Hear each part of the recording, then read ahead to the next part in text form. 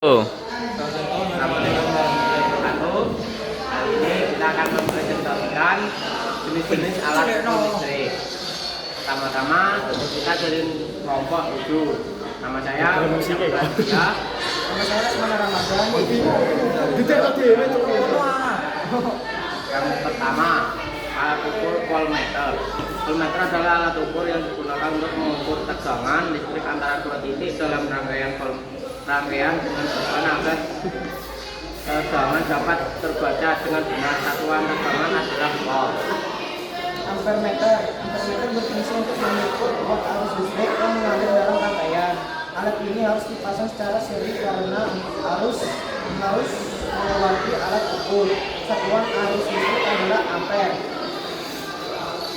Voltmeter digunakan untuk mengukur hambatan listrik pada suatu komponen warnet. Pengukuran hambatan dilakukan saat rangkaian tidak diberi tegangan agar alat tidak rusak. Satuan hambatan adalah ohm. Voltmeter adalah alat ukur listrik serbaguna yang digunakan untuk mengukur tekanan listrik AC atau DC, arus listrik, dan hambatan serta tersedia dalam dua jenis yaitu multimeter analog dan multimeter digital.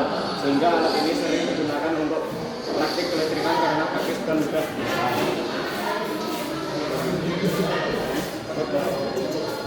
Wattmeter digunakan untuk mengukur daya listrik yang digunakan oleh suatu beban listrik. Daya listrik merupakan hasil perkalian tegangan dengan arus.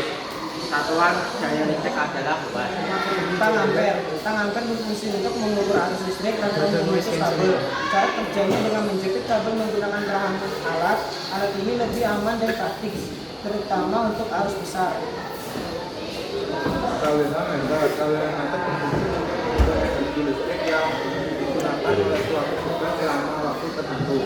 Alat ini digunakan oleh PLN untuk menghitung pemakaian listrik pelanggan.